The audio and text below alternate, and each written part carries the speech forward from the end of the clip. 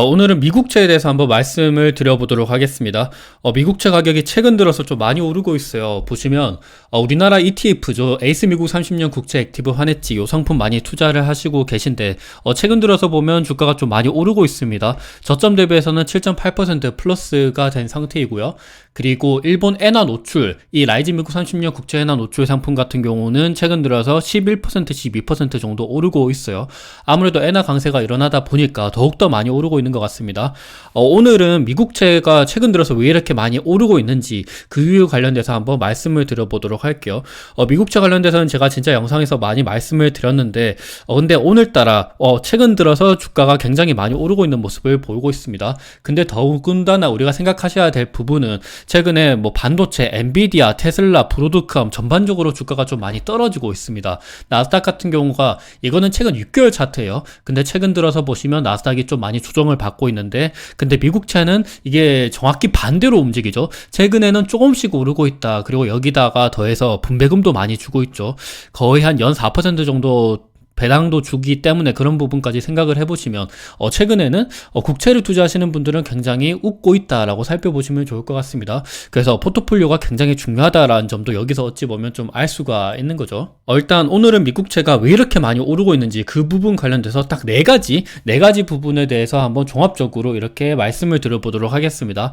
일단 첫 번째로는 경기 침체 이슈가 있어요. 최근 들어서 월마트 실적 전망이 좀 안 좋게 나왔었죠. 그러다 보니까 주가도 거의 한 7%, 8% 굉장히 많이 떨어졌습니다. 그리고 월마트 실적이 안 좋은 것뿐만이 아니라 각종 경제 지표도 좀 안 좋게 나오고 있어요. 2월 21일 날 발표됐었던 미국 서비스 구매 관리자 지수, 요거는 참고로 S&P 글로벌에서 발표하는 지수인데 요 지수를 보시면 최근 들어서 굉장히 좀 안 좋게 나왔습니다. 아시다시피 미국은 거의 70%가 서비스업이에요. 거의 한 제조업 같은 경우는 30%밖에 차지를 하지 않고 있는데 제조업은 그래도 50% 이상으로 침체 국면에서 조금 상승을 하긴 했어요. 근데 가장 중요한 서비스 지수 같은 경우가 최근 들어서 좀 떨어지고 있는 모습을 보이고 있습니다. 50 미만이면 침체라고 얘기를 하거든요. 근데 최근 들어서는 예측치 대비해서 안 좋았고 추세적으로 올라가던 부분이 좀 최근에는 안 좋아지고 있는 모습을 보이고 있죠. 그리고 이것뿐만이 아니라 컨퍼런스 보드에서 발표하는 경기 선행 지수 같은 경우는 2월 20일 날 그때 발표를 했었는데 이것도 예측치가 마이너스 0.1%였는데 마이너스 0.3%가 나왔습니다. 경기 선행 지수 같은 경우는 보시면 이거는 진작에 어찌 보면 경기 침체 이슈가 있었긴 했었어요. 그래서 요것 때문에 제가 과거에 요때부터 좀 미국채를 좀 관심 있게 보고 있었거든요. 근데 너무 빨리 들어간 거기도 하죠. 원래 역사적으로 보면 00년도부터 해서 거의 25년간 경기 선행 지수랑 경기 동행 지수 같은 경우는 전체적으로 똑같이 움직였어요. 경기 선행 지수가 먼저 떨어지고 경기 동행 지수도 좀 나중에 떨어지긴 하지만 그래도 떨어질 때 같이 떨어지고 오를 때 같이 오르고 이런 모습이 많이 보였거든요. 그리고 경기 선행 지수가 떨어질 때면 항상 2001년도 닷컴 버블, 2008년도 글로벌 금융위기, 2010년도 코로나 항상 경기 침체가 있었습니다. 그래서 이번에도 2012년도보다 금리가 인상을 하면서 그때 부동산 PF 이슈 그리고 SVB 사태 여러 가지 있었죠. 그래서 경기 침체 이슈가 있을 것 같았는데 근데 AI 테크, 엔비디아발 AI 혁명 이런 것 때문에 경기 동행 지수는 계속해서 올라가고 경기 선행 지수 같은 경우는 떨어지고 있는 모습을 보였다. 근데 최근 들어서는 이런 좀 우려감이 조금 더 확대된 것 같다라는 생각이 들고 있습니다. 그리고 요거를 보시면 원래 워닝 시그널 그리고 리세션 시그널, 경기 침체 시그널이죠. 이게 원래 과거부터 이렇게 계속 지속이 됐었어요. 근데 이게 최근 들어서는 쭉 올라갔었는데 최근에는 이게 다시금 떨어지는 모습을 보였다라는 게 어찌 보면 가장 핵심적인 요소인 것 같아요. 경기 침체가 있으면 당연히 안전자산에 대한 선호도가 올라가게 되죠. 위험자산인 부동산이나 주식 같은 경우는 좀 떨어질 수가 있는데 반대로 안전자산에 대한 선호도가 높아질 수밖에 없습니다. 그러다 보니까 미국채 금리는 떨어지고 미국채 가격은 오르고 있다라는 모습을 살펴볼 수가 있죠. 어떤 부분에 있어서 이 경기선행지수를 끌어내렸냐라고 살펴보시면 평균적으로 소비자들의 경기에 대한 예측치 그게 좀 안 좋았습니다. 그리고 신규 주문 지수 요것도 좀 안 좋았고요. 그리고 고용시간, 노동시간 요거 같은 경우도 마이너스 0.1%까지 좀 떨어지는 모습을 보였죠. 그래서 이런 쪽으로 전체적으로 고용도 좀 안 좋았고 사람들의 경기 소비 심리 이런 것도 안 좋았고 신규 주문 지수 이런 것들도 좀 경기를 끌어내리는 요인이 되고 있다라고 살펴보시면 좋을 것 같습니다. 이거는 최근 6개월 동안은 보시면 굉장히 좀 이게 되게 안 좋아요. 마이너스 0.75%입니다. 신규 주문 지수 같은 경우는. 그래서 요런 부분 때문에 경기 침체에 대한 이야기가 스물스물 나오고 있다라고 살펴보시면 좋을 것 같고, 그리고 최근에는 미시간대 소비자 기대지수, 미시간대 소비자 심리지수, 그리고 평가지수, 이런 것들도 좀 시장이 반응을 하고 있는 것 같아요. 과거에는 이런 지표 같은 경우는 그렇게까지 신경을 많이 쓰지는 않았거든요. 최근 들어서는 뭐 CPI 지수나 아니면 실업률이나 비농업 고용 지수, 이런 것들을 조금 더 신경을 썼는데, 미시간대 소비자 심리지수 같은 경우는 그렇게 신경을 쓰지 않다가 최근에는 요것 때문에 또 금리가 많이 떨어지는 모습도 보이고 있기도 합니다. 그만큼 경기에 대한 좀 불안한 심리가 조금씩 커지고 있다라는 부분도 살펴보시면 좋을 것 같아요. 그래서 미시간대 소비자 기대지수 같은 경우는 원래 쭉 오르다가 최근 들어선 좀 떨어지고 있다. 예측치 대비해서도 3개월 연속 이렇게 좀 도달하지 못하고 떨어지는 모습을 보이고 있다라고 살펴보시면 좋을 것 같습니다. 이렇게 떨어지는 것 자체가 어찌 보면 뭐 주가 지수를 떨어뜨리는 요인이 될 수도 있는 거고, 안전자산에 대한 선호 심리가 올라가게 할 수 있는 요인이 될 수 있다라고 살펴보시면 좋을 것 같습니다. 그래서 첫 번째 이유는 경기 침체, 그리고 안전자산 선호 심리가 컸다라는 부분이 가장 중요한 요소일 것 같아요. 그리고 미국채 상승에 대한 두 번째 이유는 바로 수요와 공급에 대한 이슈입니다.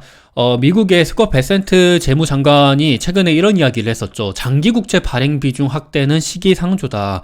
원래는 과거에는 옐런 재무장관이 단기채 비중을 확 늘리는 거에 대해서 그때 당시에는 스콧 베센트, 지금은 재무장관이었는데 그때는 아니었죠. 그분이 굉장히 비판을 많이 했었습니다. 장기채를 찍어야지 단기채를 찍으면 어떡하냐. 지금 단기채를 계속해서 찍으면 돈을 짧은 시간 내에 계속해서 갚아야 되지 않냐라는 이야기를 했었는데, 근데 막상 재무장관이 되고 난 다음부터는 전에 있었던 옐런 재무장관이랑 똑같은 행보를 보이고 있어요. 장기국채 발행을 하지를 않고 있습니다. 그리고 요거에 대해서 시기상조다라는 이야기를 하면서 완전히 선회하는 모습을 보이고 있죠. 굉장히 좀 웃긴 모습이기도 한데, 최근에 QRA 발표가 있었습니다. 재무부 QRA를 보시면 재무부 입장에서 국채를 얼마나 발행을 할 건지 그 계획을 나타내는 건데, 최근에 이런 이야기를 했었어요. Treasury Anticipate Maintaining Nominal Coupon. 그러니까 미국채 발행을 유지하겠다라는 이야기죠. 최소한 뭐 몇몇 분기 동안은 계속해서 이 발행 비중을 유지하겠다라는 이야기를 했었어요. 그래서 보면 2014년도 11월부터 12월, 그리고 올해 1월, 2월, 3월, 4월 국채 발행 계획을 보면 단기채 발행 비중이 똑같아요. 뭐 변한 게 없죠. 똑같죠. 장기채는 뭐 조금 변한 거 있긴 한데 그래도 거의 비슷합니다. 그래서 이런 것들을 봤을 때는 우리가 TLT나 에이스 미국 30년 국제 액티브 같은 거를 투자할 때는 장기채 위주죠. 장기채를 많이 찍으면 당연히 공급이 많아지기 때문에 국채 가격은 떨어질 수가 있는데, 원래는 스콧 베센트 재무장관이 장기채를 많이 찍어야 된다라는 얘기를 했었지만, 지금 막상 QRA 발표를 한 거를 보시면 장기채 발행 비중을 늘리지 않는 모습을 보이고 있습니다. 그러다 보니까 수요와 공급 측면에 있어서 어찌 보면 장기채를 투자하시는 분들 입장에서 조금은 환호할 수 있는 그런 모습을 보고 있다라고 살펴보시면 좋을 것 같아요. 그리고 이와 더불어서 머스크의 도지 같은 경우도 재정 적자를 1조 달러까지 줄일 것이다 라는 이야기를 하고 있죠. 1조 달러라 그러면 우리나라 하나로 한 1,400조 원이나 되는 금액입니다. 이 금액을 줄이게 되면 당연히 지출을 줄인다는 거니까, 그러면 국채를 그만큼 덜 찍을 수가 있겠죠. 그게 바로 여기서 나타나는 거기도 하고요. 그러다 보니까 이런 이슈 때문에 수요와 공급적인 측면 때문에라도 좀 어느 정도 이점이 있다라고 살펴보시면 좋을 것 같습니다. 그리고 최근에 영래포 잔고가 계속해서 줄어들고 있는 것도 좀 큰 요소인 것 같아요. 영래포 잔고가 줄어든다는 거는 어찌 보면 영래포 잔고라는 게 은행이나 MMF들이 돈이 남는 게, 돈이 일정 부분 여유 있는 거를 미국 연준에다가 맡기고 이자를 대신 받는 거죠. 그게 바로 영래포인데, 이 영래포 잔고가 줄어든다는 거는 어느 정도 지금 연준 입장에서 QT를 계속해서 진행을 하고 있잖아요. 재무부로부터 국채를 산 거를 더 이상 계속 연장을 하지 않고 시장에 내다 파는 모습을 보고 있습니다. 그러면 유동성이 감소하게 되고 영래포 잔고도 당연히 줄어들게 되겠죠. 영래포 잔고라는 게 여윳돈이라고 생각하시면 좋을 것 같아요. 여윳돈이 줄어든다는 겁니다. 그러면 이렇게 지금 제로까지 거의 떨어지고 있는데, 지금 조금씩 QT를 줄여야 된다라는 이야기를 하고 있어요. QT 테이퍼링이 나타난다라 그러면 지금 채권을 파는 게, 국채를 파는 게 어느 정도 중단이 될 수가 있으면 수요와 공급 측면에서 다시금 공급이 늘어나는 게 감소가 되겠죠. 그러면 국채 금리는 떨어지고 국채 가격은 오를 수가 있습니다.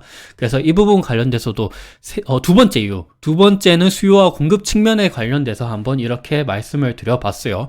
그리고 요거는 또 다른 측면인데, 이거는 뭐 당연히 유가는 계속해서 떨어지고 있어요. 지금 트럼프가 베이비들을 그런 이야기를 계속해서 하다 보니까 유가는 계속해서 떨어지고 있고, 오펙 플러스도 감산을 계속해서 지속을 하기가 좀 부담스럽기도 하거든요. 그래서 만약에 유가가 떨어진다라 그러면 국채 금리도 떨어질 수가 있다. 요것도 어찌 보면 또 한 가지 볼 수가 있는 요소인 것 같아요. 그리고 세 번째 이유는 바로 일본 환율 안정화가 되고 있다라는 점입니다. 이게 N달러 환율인데 원래 한 158엔까지 찍었다가 최근에는 149엔까지 쭉 떨어지고 있는 모습을 보이고 있어요. 엔화 강세가 일어나고 있다라는 거죠. 그 이유는 당연히 미국은 금리를 낮추고 있는데 일본은 금리를 올리고 있습니다.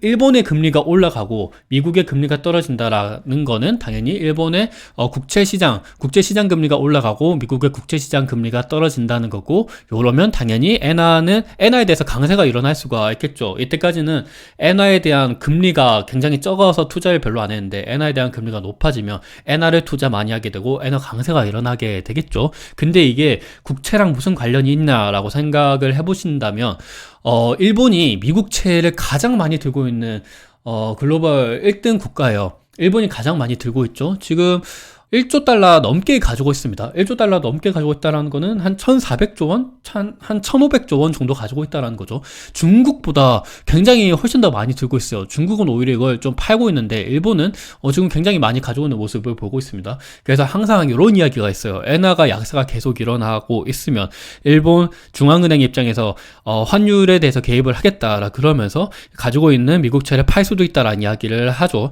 미국채를 팔게 되면 미국채 금리는 올라갑니다. 그러다 보니까 최근에는 오히려 엔화 강세가 일어난다라는 거는 미국채를 팔 필요가 없다라는 거죠. 그 이야기는 일본 환율 안정화가 국채 시장을 끌어올리고 있다라는 점도 어찌 보면 세 번째 이유라고 생각해 보시면 좋을 것 같아요. 그리고 이와 더불어서 트럼프는 약달러를 굉장히 선호합니다. 트럼프는 기본적으로 강달러로 인해 가지고 자국이 많이 손해를 보고 있다라고 생각하는 사람이기 때문에 제2의 플라자 합의와 같은 이야기도 많이 하고 있죠.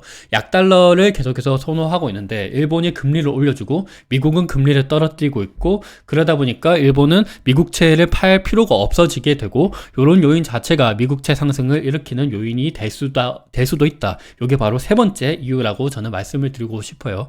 그리고 네 번째는 미국 금리 인하에 대한 기대감이 계속해서 커지고 있다라는 점입니다. 최근에 미국채 금리가 4.8%까지 찍었다가 4.313%까지 굉장히 빨리 이렇게 떨어지고 있는 모습을 보이고 있어요.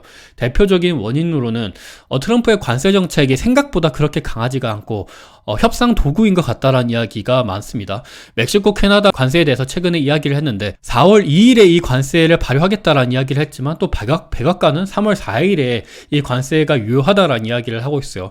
그래서 이게 도대체 뭐 어떻게 하겠다라는 건지도 잘 모르겠고, 멕시코, 캐나다 관세가 원래 25% 관세를 부과하겠다라고 했는데 걔네들이 어느 정도 이민자 정책에 대해서 조금 도와주겠다라는 이야기를 하면서 지금 한 달 유예를 시켰죠. 근데 이게 또 추가적으로 한 달 유예를 할 것이다 라는 이야기를 나오는 것만큼 생각보다 트럼프가 관세에 대해서 대통령이 되기 전에 했었던 것보다 조금 누그러진 게 아닌가라는 이야기가 들면서 미국채 금리가 떨어진 요인이 되고 있다라는 것도 한번 살펴보시면 좋을 것 같아요. 그리고 중국 관세 관련돼서도 10% 추가 관세를 부과했죠. 근데 10%가 원래 기존에는 60% 관세율에 대해서 이렇게 계속해서 공언을 했었어요. 근데 10% 관세 인상은 굉장히 좀 어찌 보면 협상 도구이지 않았나 라는 이야기를 할 만큼 그래도 생각보다 관세에 대한 위협이 조금은 누그러지고 있다라는 모습도 한번 살펴보시면 좋을 것 같아요. 그리고 보편 관세를 그렇게 부르짖었는데 근데 최근에는 상호 관세 이야기를 하고 있죠. 상호 관세라는 것 자체가 어느 정도 좀 협상 도구로서의 관세를 생각하고 있다는 부분도 한번 살펴보시면 좋을 것 같고, 그리고 최근에는 EU산 제품에 대해서도 25% 관세를 부과하겠다라는 이야기를 하고 있지만 중국에 관련돼서도 원래 60% 관세를 하겠다라는 이야기를 했었고, 멕시코, 캐나다도 25% 관세를 바로 부과하겠다 했는데 계속해서 위에 때리고 있는 모습을 보면 EU산 제품에 대해서도 관세도 어찌 보면 협상으로서 조금 들어가지 않을까라는 이야기를 하고 있는 거죠. 그리고 이와 더불어서 지금 TLT를 투자하시더라도 바로 4% 배당 수익률을 주거든요. 그래서 이런 거를 보면 미국채에 대한 수요가 높아지고 있다. 수요와 공급 측면에서도 그렇고, 그리고 미국의 관세 요 부분 관련돼서도 생각보다 좀 약하고, 그리고 일본의 환율 안정화, 그리고 재무장관의 입장, 장기채를 찍는다고 했었지만 최근에는 뭐 장기채를 찍지 않는 모습, 그리고 뭐 도지의 재정 삭감, 그리고 RRP 잔고가 줄어드는 것을 봤을 때는 QT가 좀 없어지지 않을까? QT를 좀 타이트닝 하지 않을까라는 이야기를 하고 있는 만큼 조금 기대를 가져볼 수도 있을 것 같아요. 그리고 안전자산에 대한 선호 심리, 이 부분 관련돼서도 볼 수가 있을 것 같습니다. 그래서 오늘은 총 4가지 이유에 대해서 한번 말씀을 드려봤는데 어느 정도 좀 투자에 도움이 되셨으면 좋을 것 같아요. 사실 신이 아니고서는 금리가 어떻게 될지는 잘 모릅니다. 금리가 어떻게 될지는 잘 모른다라는 거는 미국채 가격이 오를지 떨어질지는 잘 알아보기가 힘들죠. 근데 미국채는 안전자산이라는 그 개념, 그 컨셉 자체는 변함이 없습니다. 주식은 위험자산이죠. 내 포트폴리오의 100%를 위험자산으로 채울지, 아니면 위험자산은 한 70%, 안전자산은 30%로 채울지, 이 부분 관련돼서 고민을 하는 게 가장 중요할 거라고 생각을 합니다. 저는 항상 포트폴리오가 중요하다라고 생각을 하고 있고, 최근에 나스닥이랑 반도체 지수가 많이 떨어지는 부분을 이렇게 포트폴리오를 형성을 하면 어느 정도 상쇄할 수 있는 부분이 있기 때문에 미국채는 어느 정도 포트폴리오에 항상 가지고 있는 게 좀 좋지 않을까라는 생각을 하면서 오늘 영상은 이 정도로 마치도록 하겠습니다. 투자 어느 정도 도움이 되었으면 좋을 것 같습니다. 감사합니다.